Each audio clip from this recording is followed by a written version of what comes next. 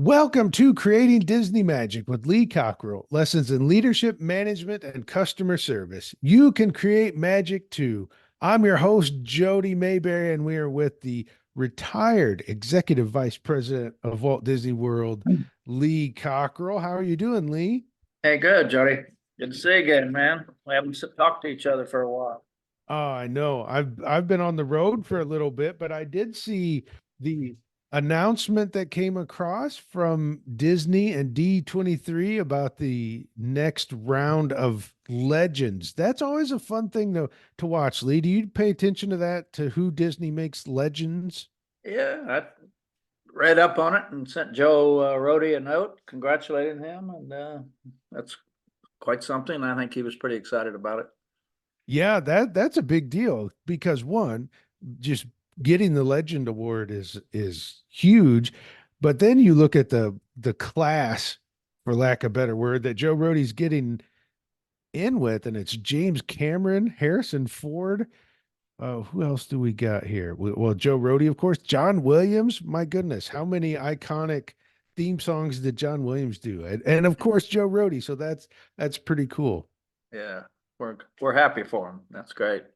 Yes. All right, Lee, before we get on our topic, I just want to mention our friends at Magical Vacation Planner. If you want to go to the D23 conference or anything else fun like that, you can probably call Magical Vacation Planner. They can help get you there. You can reach them at 407-442-2694. Lee, I have a question for you this week that I've been thinking about lately. I'm sure you have had to do this before where you've had really qualified candidates go for a job. Perhaps they were internal, perhaps they were outternal. I think I just made a word up, outternal. Perhaps they were outside of the company, Yeah. but you liked them, they were qualified, and for whatever reason, they did not get the job. And I've been thinking about this lately. How do you tell someone that they didn't get the job in a way that maintains a relationship, maintains their view of the company, and keeps possibilities there in place? Because it can be really disappointing news to hear you didn't get the job. Well, yeah. I mean, like I always say, there's only one thing you can do. If you got a good reason, you have to tell them, and if you really liked them a lot, it's a lot easier to have to tell them, I think, than if you didn't care that much for them, but they had the technical expertise that you might have wanted. But no, I just you tell them we'll stay in touch. If they're interested in the future, I'll be back to you. I wish it had worked out, but here's the reason it couldn't this time. Maybe we had something other, an internal candidate, or somebody that had something a little different. But no, I think we just sometimes worry about telling people hard things or things that'll disappoint them. But in the end, if you do it, and you do it in the right way and you tell them the truth and you had a good reason, then there shouldn't be an issue. And I've never worried about that. I don't think I've had that. I can't. I'm trying to think if I've had that even, but I haven't. I can't, it doesn't come to mind right now that we had somebody. I worked in such big companies, big organizations, that we either had a job for somewhere for them if they were great, or we would before too long, and they were willing to wait until we and agreed to be available when we had that position open. So it's the same old story. Sometimes you got to deliver bad news to good people, and you move on, and then stay in touch with them, and hopefully you hire them later. Well, I've Yep. got two scenarios to talk about then, Lee. One is I know you had the situation at Marriott where you didn't get the job, and then later you did get the job. So how did they handle that made you want to stick around, work harder, and be ready the next time that job came open? Well, I thought I was going to get the job originally, and with the economy failing, they had moved a lot of people around in the company and eliminated some other positions, and so this fellow ended up coming to Philadelphia where I worked, and he got the job, and I knew him, and as I think I said once before, he greeted me the first day, Monday morning, and and asked me how I felt about him getting the job instead of me. And he was quite aware that I was on the list to probably be the person to get it. But there were circumstances were such that it was appropriate. There were a lot of things happening in the company with people getting moved around and positions eliminated. And the main reason is I liked the company a lot. I really enjoyed working for Marriott, and I enjoyed the whole environment and the culture and everything about it. And I trusted him. He had been with Marriott forever, and I thought he was telling me the truth. And yeah, it turned out a year later he got promoted again, and I got the job. So, but I liked. I knew my future was good at Marriott because they were really a great company, and they treated people well, and they had a lot of opportunities, and they were building lots of hotels. So I knew I would fit in there sometimes, and sometime.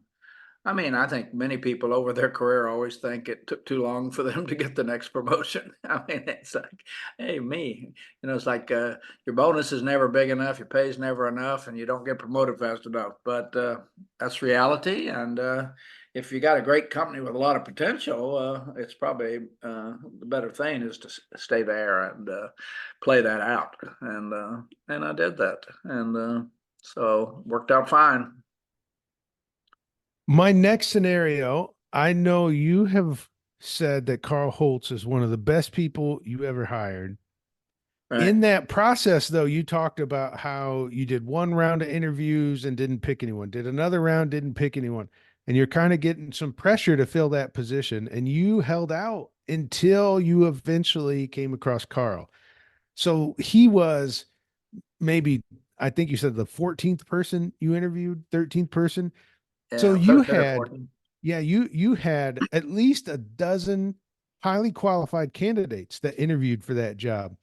How did you, so that could be potentially 12 people that could be in the pool for other jobs at Disney. How did you handle that when you told them they didn't get the job, but you wanted to maintain that, hey, this is a great place to be, keep applying, or keep you just want to maintain Disney's reputation.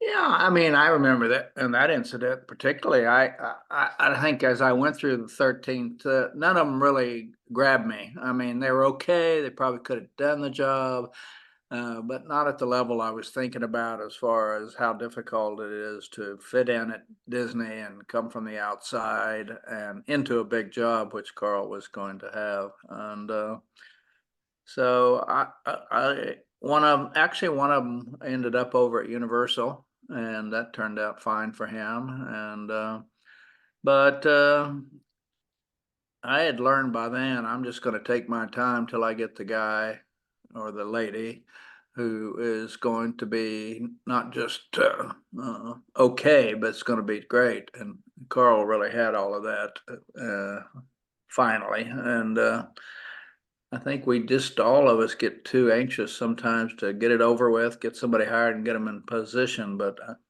really, I've learned with people, you play the long game, have them there because there's a lot more they're going to do for you and make your life better and company better. And so, in my earlier days, I probably would have hired one of those people before I really came to grips with how important it is to take your time and make sure they fit in all ways, that they're competent technically, that they got the right attitude, the right relationship ability to get along with people and to fit in and to come into a company at a high level is always hard because there's so many internal candidates usually for those positions. So I guess I had learned by them to take my time and go for great instead of good. Yeah, and it was kind of funny. Carl was at one of our Creating Magic Masterminds in 2023. He was a guest speaker, and he was talking about how nice retirement was, that he only works 40 hours a week now. Yeah, that's one of the things, Carl. I tried to send him home when he was at Disney many times. Carl, go home. You're here too much. You're here every day. Do you ever take a day off? And he said, Lee, I love my job and I like working and I prefer to work and I want to come in. So don't worry about me. And I said, all right, go do your thing then. And he was very committed and very competent. And of course, you know, he went on to be CEO of Disneyland Paris and president of the Disney Cruise Line and on and on and on. So he was true. So I made a good choice. I did a good Yeah, job.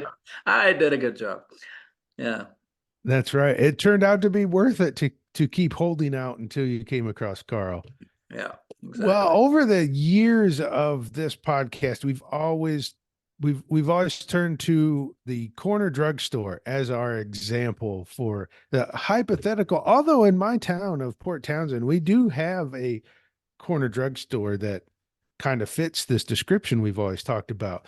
But let's say you have an open position there and it's going to get filled. You're going to have 10 interviews, only one's going to get the job. How do you handle it with the other nine? How do you let them know they didn't get the job? Yeah. If 10, that's a lot. It's going to take a lot to go through that. So one of the problems with that is when I was going through Carl, I just went ahead and told them one at a time, but even before I talked to the next person. I didn't wait till I had 10 and then tried to evaluate which one was best. I just, if one came for an interview and I spent time with them and looked at the resume, checked them out, and had a great and thought then I'm not going to hire this person. This is not the one I want. I told them then, so I never had that problem of having a whole bunch at the end. It's one by one. After I interviewed them, I decided whether I was going to hire them or not. I wasn't going to keep going. And then when I got to Carl, that was it. I didn't go any further, and I'd already told all the others that they weren't going to be the person, or they weren't going to get hired.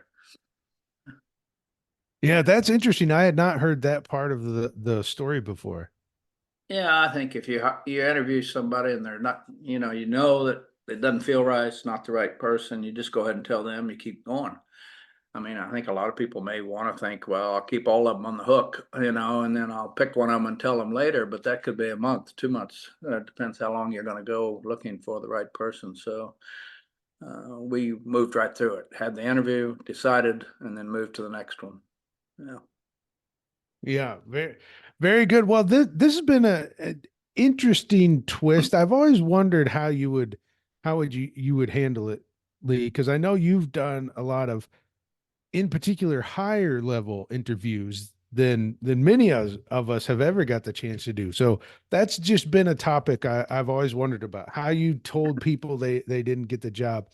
But I Yeah. will say we in the Cockerell Academy, although we have a lot of content for leadership, management, culture, customer service, a great course related to all that is Everybody Matters, but we do not have anything directly about hiring. So if you want some more on this, of course, Carol Quinn's book, Motivation Based Interviewing, is a great place to go, and Carol's company, Hire Authority, and Tim Dick and the work he's doing with Best Culture Solutions.